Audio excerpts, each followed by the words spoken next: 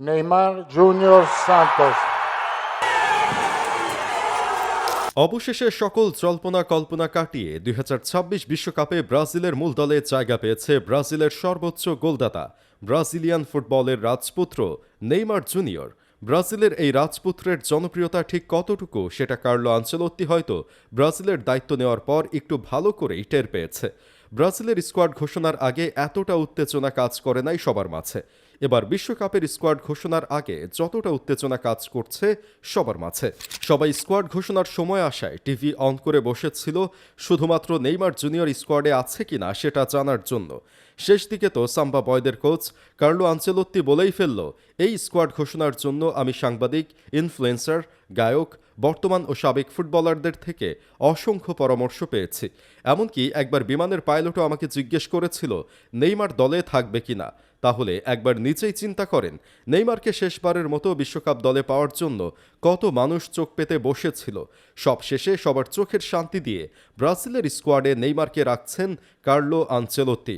পৃথিবীর সফলতা ও প্রাচুর্যের ভক্ত সবাই, কিন্তু পৃথিবীতে প্রকৃত গুণসম্পন্ন লোকের ভক্ত ও শুভাকাঙ্ক্ষীর বড়ই অভাব। সাফল্য আর প্রাচুর্যের পরিমাপক যদি হয় ফুটবল, তবে নেইমার সেখানে এক জ্বলন্ত ব্যতিক্রম। তার শোকেসে হয়তো নেই ফুটবলের সর্বোচ্চ কোনো ট্রফি, নেই কোনো ব্যালন ডিওর, নেই ফিফা বর্ষসেরার তকমা কিংবা গোল্ডেন বুট, এমনকি দেশের হয়ে একটা বিশ্বকাপও তার ভাগ্যে জোটেনি। তবুও দুনিয়া জুড়ে কোটি কোটি মানুষ তাকে ভালোবেসে চায়, কারণ নেইমারের পায়ে আছে নিখাত ফুটবলের জাদু, এক চিরন্তন শিল্প। ঠিক এই একটা কারণেই গভীর রাতে এক বিশাল প্রজন্ম জেগে থাকে তার জাদুতে, কখনো হাসে আবার কখনো চোখের জলে বুক ভাসায়। মাসের পর মাস ইনজুরির ছায়া তাকে মাঠ থেকে দূরে রাখে। বিগত ৩ বছর ধরে ব্রাজিলের সেই চেনা হলুদ জার্সিতে তার দেখা নেই।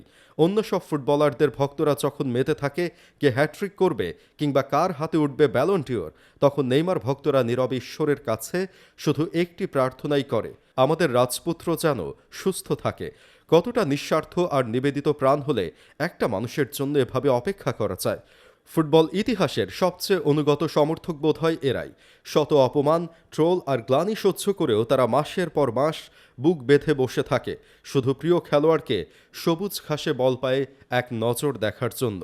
নেইমারের ব্যালন ডিওর নেই, বিশ্বকাপও নেই, কিন্তু নেইমারের এক সাম্রাজ্য আছে যার প্রতিটা নাগরিক শুধু নেইমারকেই ভালোবাসে। কিছু মানুষের প্রত্যাবর্তন কোনো ট্রফির চেয়েও দামি হয়। নেইমারকে ভালোবেসে এই প্রজন্ম হয়তো অনেক কষ্ট পেয়েছে, কিন্তু শেষ বিশ্বকাপে নেইমারকে দেখে সেই কষ্ট অনেকেই ভুলে গেছে। তবে এখন শুধু অপেক্ষা নেইমারকে ইনজুরি মুক্তভাবে মাঠে দেখা। মাঠের সবুজ ঘাসে রাজপুত্র আবার বল পায়ে দৌড়াবে একটি গোটা প্রজন্মের জন্য। এর চেয়ে সুন্দর দৃশ্য আর কী বা হতে পারে।